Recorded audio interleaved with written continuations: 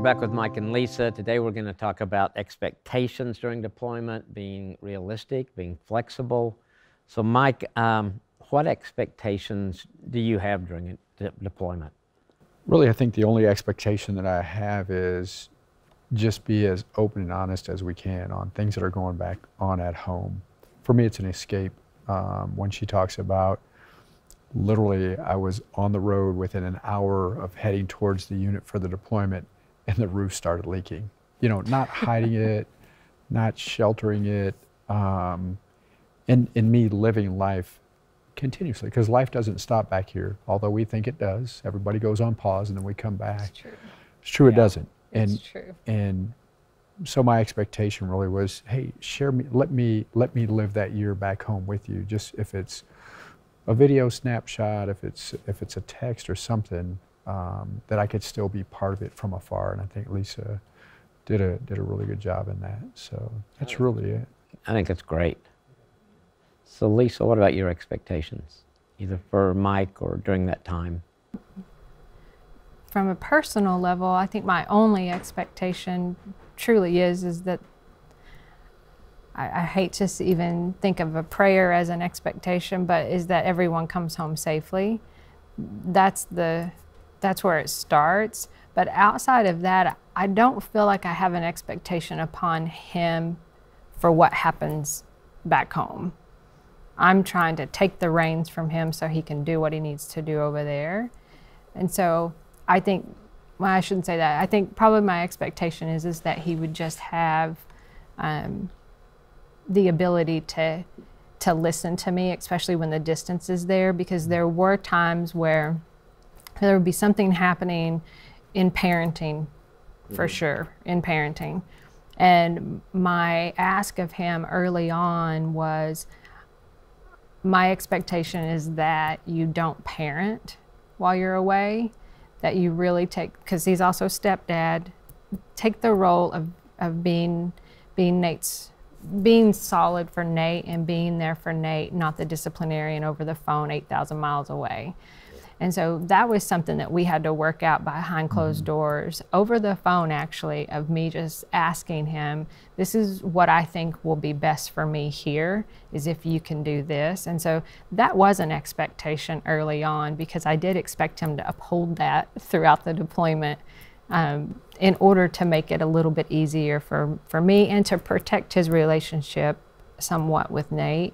And so that was an expectation that I had, if I'm honest about how I had that in my mind. I think there's a lot of wisdom in that. So it turned out to be really, it turned out to work. Yeah. It really was helpful. Yeah.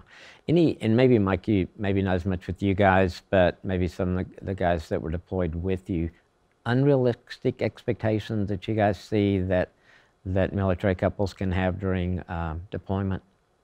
I think it really depends upon how much you communicate at home, but you can't just shut it down when you get overseas. I think we have, it's easy to, because you are extremely busy. It's extremely long days, sometimes very long nights, and you could get into just a position where, oh, I'm gonna focus on my job, work out when I can, and then I'll call home when I can. I think that you could easily get lulled into that. That's the way of life. And from what I've seen, some soldiers I've been deployed with, that's where it starts. Not being focused on talking back home and making sure things are okay and staying engaged, even if it's your spouse saying, hey, I'm just going to talk to you about this, I don't need your help on it. But that's still engaging, right, and allowing your spouse to really communicate back with you. So I think it's critical. I think that's some of the pitfalls that we may fall into, or you can easily fall into. And then before you know it, it's 3 months later and you're like, wow, I haven't really talked to my family very often. Yeah. You see anything else you'd add as a wife, that unrealistic expectations? Probably from the wife's standpoint back home, sometimes I would see wives really expecting too much from their spouses that are deployed, of them being available or fixing something 8,000 miles away. Yeah. So I saw that a lot in the, I was a part of a GroupMe conversation app, you know, and I saw a lot of that in there of just the expectations that were probably being verbalized from those spouses, that they really wanted their spouse to do something different or do something more, when really they really couldn't, Sure. being 8,000 miles away. That's good. What about one last thing for this, just kind of being flexible with expectations? How do you do that? If you're in the military, you have to be flexible. And whether you're the spouse or whether you're the soldier, I can't speak on the soldier's part, I'm just a spouse, but flexibility comes with it.